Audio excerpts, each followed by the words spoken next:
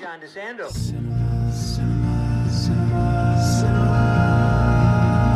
Classics, let's go to the movies and share some popcorn, soda pop with our friends.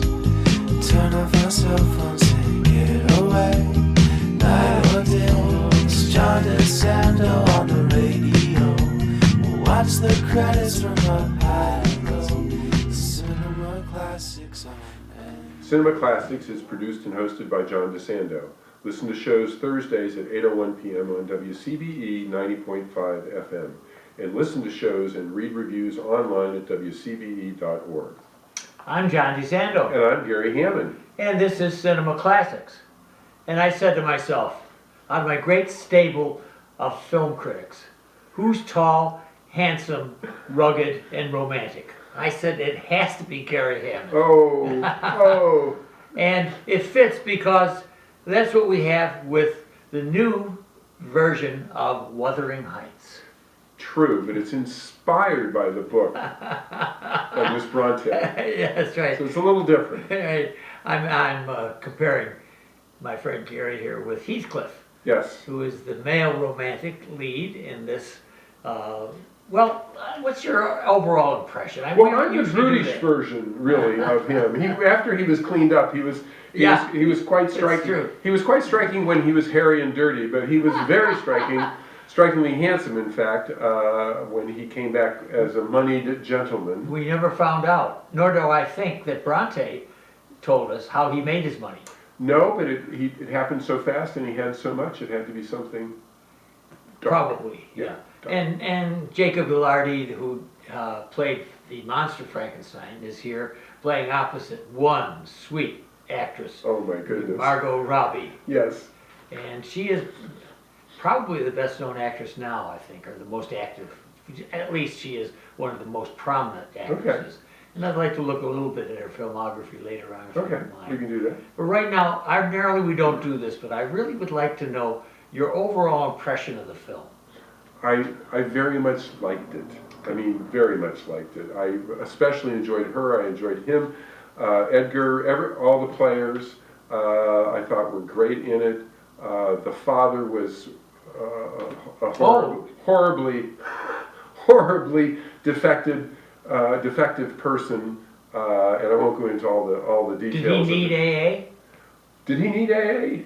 He needed incarceration in a mental institution is what he needed. He was a gambler and a drunk, and he did drink himself to death, and people that don't go to AA, that are alcoholics, sometimes do that. There was a memorial to him, his body, which I won't give too much away, where all the empty bottles that were stacked up in the house. It was very impressive as far as that goes. But I really liked the movie. The quirkiness of it. Isabella's smile during one of the scenes reminded me very much of The Little Things, Emily Blunt. Oh, yeah. The smile that she had, right. and I suspect it inspired Emma Stone. Yeah, Emma Stone, right? Yeah. Emma Stone. Good point. And I kept trying to think of whose smile was that? Whose smile was that? And I figured out the movie, and I actually looked it up. I didn't see the smile again on Emma Stone. Isabella's the leftover. The ward. Right, but she's the leftover. She hooks up with Heathcliff. She does. After Heathcliff has lost Kathy for sure. Well, and it's so that he can torture Kathy. Yes. So overall, you're pleased, and yes. And overall, I'm ambivalent. Okay, let me tell you why. The first part caught me right away. When they opened up, when Emerald Fennell, who is the director, and she did Promising Young Woman, that was her best. That was the only second film, the other film that she's directed. When she opens up and lets us know she's not doing it in a standard Wuthering Heights. When we hear the groans of a man who could be in the throes of passion, and then we find out that he's being strung up, hang him, right. as you said, Hang him high. Yeah. I said, okay, this is not going to be your standard Wuthering Heights. Oh, I agree. It's not the standard Wuthering Heights, which is why it says underneath in little letters, inspired by. Right, I know. The book. I know it. And I like that it was. Well, To give it context, I went back and viewed the one with Sir Laurence Olivier and Merle Oberon, and then I looked at one from 2000. That was 1939. There's even another one from 2009 with Tom Hardy and Charlotte Riley, but Kyla Sondenlero and James Houston played. And Heathcliff is described in the book as being dark in color, and in Wuthering Heights they referred to him as a gypsy, and in the 2011 version he was black. I think Bronte hinted. Yes, well, she said he's dark complected. Yeah. And so they choose this very white guy. Yeah. To play Heathcliff. Now that's where. But he was dark, John. He was a dark from the beginning. Yeah, but not dark skin. No, not dark skin, but right, dark hair. Right. And lots of hair. And yeah. Well, when he played the youth, he had a short haircut and so on, but he was very dark. He was a dark. He was a dark person. He was a dark personality. I thought the two of them, Kathy and Heathcliff, when they were younger, were very engaging. Oh yes, very much so. I really liked them, maybe even more so than Margot and Jacob later on. But I didn't, but go ahead. Okay, and that's why I wanted to tell you what my disappointment in the second part of this film is. You know that I'm in love with women. Mm-hmm. And so therefore, I have no complaint about love making. Mm-hmm. But the kissing that went on in the last half of that film was just obnoxiously ever present. Now you think, here's a guy, he's complaining about kissing? Yeah, that's all they did was kiss. Yeah, well. I know, I'm just saying for the narrative of a good film, I get the point. And you and I have talked about this before, and I think we have similar feelings. So much violence now, just give me a little bit and I got it. And now this thing, I think the last half of this film is all lust. Oh, it is all lust and sadomasochism. Apparently I like that. I know, apparently you did. But no, I mean, they were so enthralled with each other. Oh, yeah. That they could not be kept apart, and they were not going to be kept apart, and that's the whole point of the movie, that they are absolutely driven by this, and the things that they end up doing because of this lust, well, it was shocking, yeah. Well, it's lethal. Yeah. I mean, yeah, it's lethal. Yeah. Yeah. And there were some updated sequences. Like there's this arch that they go and smooch under. And what is that? It's the arch of love, right? I guess it is anyway. I think Fennell just doesn't care. She's throwing in whatever she's. You caught her thematically, right? There's the lust for life. We could rename this thing. Yeah. And boy, are they at it. And I got tired of it. There was so much of that. I got tired of it. And that's my complaint about the film, is that I think she took the sensuality and the lustfulness, which is in Bronte, but hardly to the extent. Well, and I'm not trying, because you know that I do not want to compare this with the original and extensively. I think that's a black hole. Because Bronte did this and now Fennell did this. No, I don't need that. This is a work of art of itself. And so therefore, I am saying that I think it was excessive of her to play at least half the film on their lust. And what I really was pleased about was the 18th century setting, such as when we started with the man hanging high. Right. And going and all that. I really love when Hollywood does that. It just is, to me. Well, so Wuthering Heights was published in 1847. By Emily Bronte, and she was a spinster at that point, a teacher with her sisters. Now, all three, and Charlotte Bronte wrote Jane Eyre, and Anne Bronte wrote The Tenant of Wildfell Hall, which was a feminist manifesto. Yes, right. And Charlotte later married, but they lived in a parsonage with their father. I've walked there. I've been there. Okay. I walked the moors in Yorkshire. And did you see ghosts or spirits? No, but I tell you, I could feel the presence of the Brontes. Okay. It is so dark. It is so forbidding. Even the pub that's still there, I think.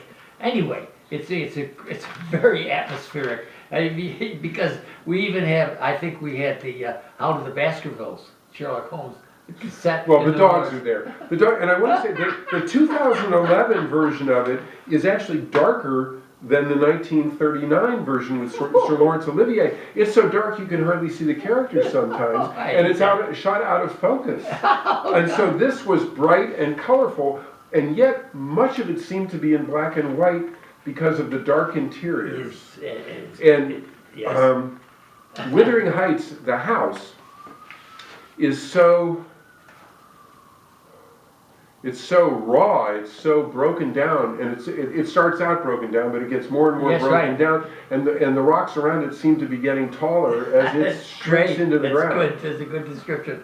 And they do, and Fennell does do that. She gets some settings back there. You think you're on some other planet when you've got these outcroppings of rocks. But she's making her point. This is all pretty deadly stuff. It's like some of the scenes in the Tolkien trilogy. You know, with the massive towering rocks. Yes. Lord of the Rings. Yeah.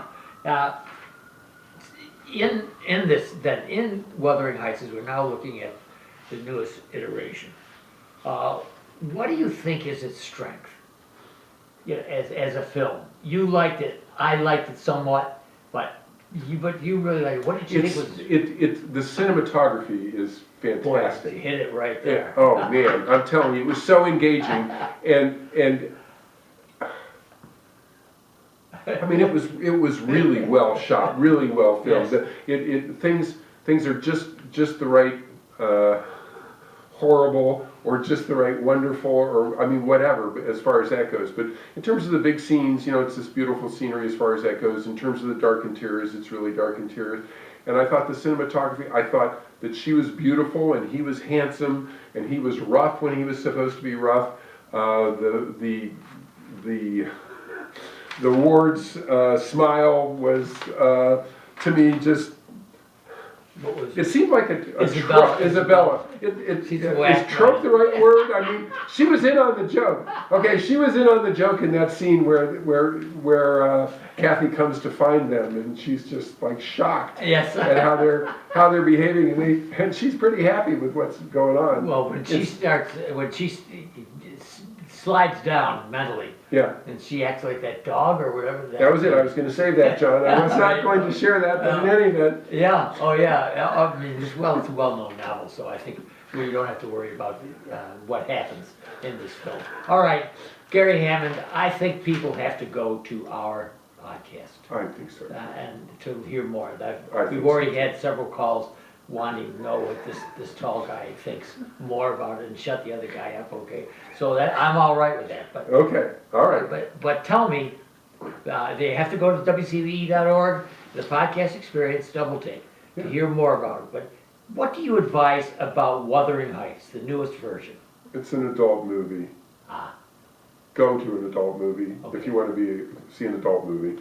It's really dark, and some of it is disturbing, but it was all, the violence is not too violent, the sex is not too sexy. Let me comment on that. I think that you brought up a point that's very important to me.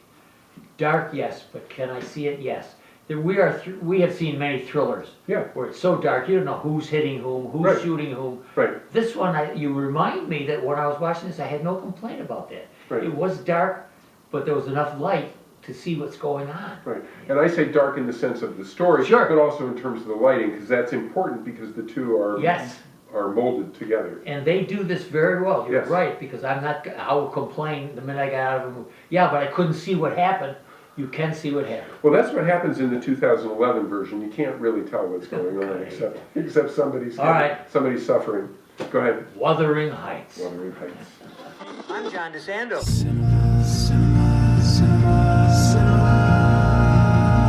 Classics, let's go to the movies and share some popcorn.